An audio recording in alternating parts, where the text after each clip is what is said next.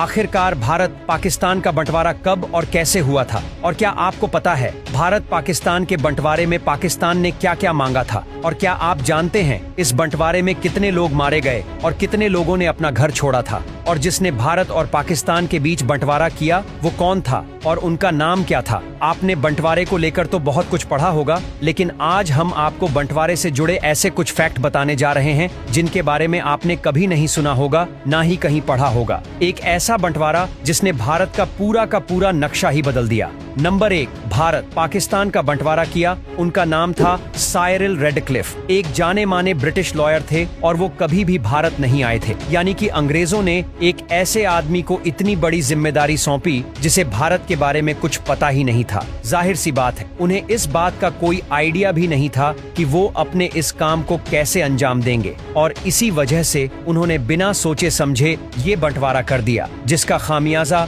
आज भी हम सभी भुगत रहे हैं। नंबर 2, जब विभाजन होना था तब देश में एक अलग मुस्लिम देश बनाने की बात कही जा रही थी, जिसका सीधा मतलब ये था कि रेडक्लिफ को एक ऐसा बॉर्डर बनाना था जिससे कि ज्यादा से ज्यादा मुस्लिम पाकिस्तान में रह जाएं और ज्यादा से ज्यादा हिंदू और सिख भारत में। लेकिन रेडक्लिफ ने जो बॉर्डर बनाया उससे करीब 50 लाख हिंदू और सिख पाकिस्तान के हिस्से में आए पंजाब में रह गए, और वहीं करीब 50 लाख मुसलमान भारत के हिस्से में आने वाले पंजाब में फंस गए। नंबर 3, रेडक्लिफ ये गलतियां तो कर ही रहे थे, लेकिन क्या आपको पता है कि उनके किस गलती के कारण इतने लोगों ने अपनी जान खोई? दरअसल रेडक्लिफ ने दोनों देशों के बंटवारे वाली एक रिपोर्ट बनाई थी जिसमें इस बात का जिक्र था कि कौन कहां रहेगा, लेकिन इस रिपोर्ट को पेश करने में उसने देरी कर दी। रेडक्लिफ ने ये रिपोर्ट आजादी के 2 दिन बाद यानी 17 अगस्त को पब्लिश की। इससे पूरे देश में अफरा तफरी वाला माहौल बन गया और रेडक्लिफ की इसी गलती के कारण इतने ज्यादा लोग मारे गए।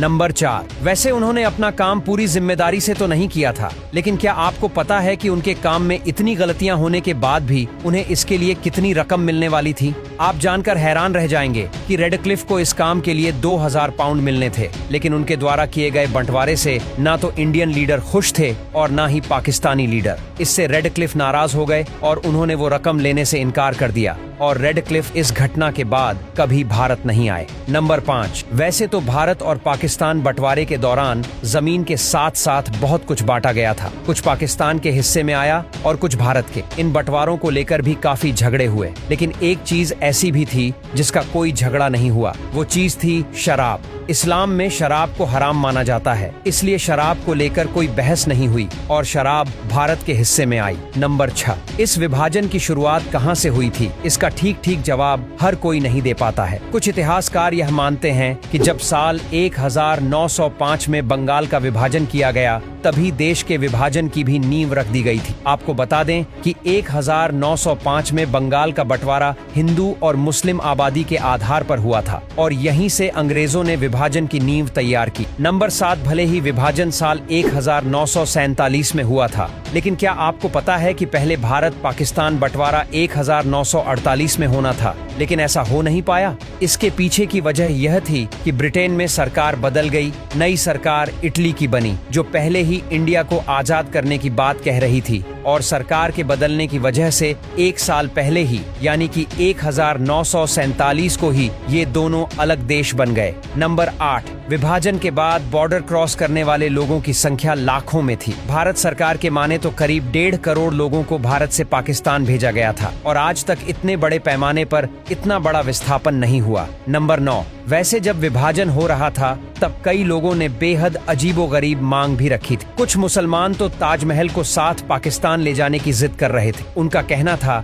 कि ताजमहल आखिरकार मुसलमान बादशाह ने बनवाया था, इसलिए इसे पाकिस्तान में होना चाहिए। तो वहीं हिंदू साधु सिंधु नदी की मांग को लेकर अड़ गए थे। साधुओं का कहना था कि चाहे जो भी हो जाए सिंधु नदी पाकिस्तान नहीं जानी चाहिए, क्योंकि भारत की संस्कृति सिंधु, गंगा और सरस्वती नदी के किनारे है और यहीं फली फूली है। नंबर 10, विभाजन का समय बहुत खराब था। जिस समय विभाजन हो रहा था उस समय गांधी जी नेताओं के साथ नहीं थे। वो बेहद चुनिंदा नेताओं में से एक थे जो देश में जगह जगह हो रहे दंगों को शांत करने की कोशिश कर रहे थे। कोलकाता के नोआखली में तो वो बहुत दंगाइयों के बीच जाकर खड़े हो गए और उनका सम्मान इतना था कि दंगा शांत हो गया। नंबर 11, जिस वक्त पाकिस्तान एक अलग देश बना था उस वक्त उसके पास अपनी करेंसी नहीं थी। 1948 तक पाकिस्तान भारतीय नोटों पर अपनी मोहर लगाकर भारतीय करेंसी का इस्तेमाल किया करता था। 1948 के बाद पाकिस्तान में पाकिस्तानी रुपीस इस्तेमाल होना शुरू हो गए थे और इस नोट पर जिन्ना का फोटो था। नंबर 12,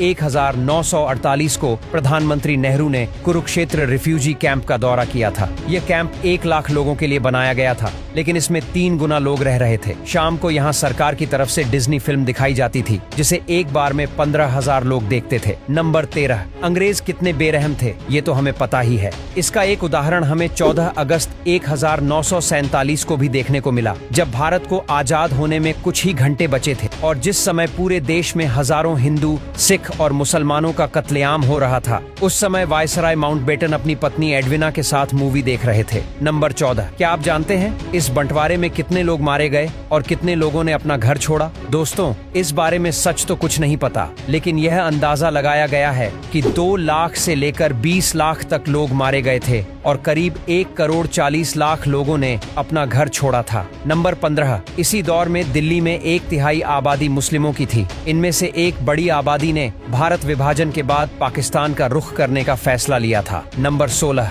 मौजूदा बांग्लादेश यानी पूर्वी पाकिस्तान और पश्चिमी पाकिस्तान भले ही एक देश के तौर पर भारत से अलग हुए थे, लेकिन दोनों के बीच 1700 किलोमीटर की सीमा लगती थी।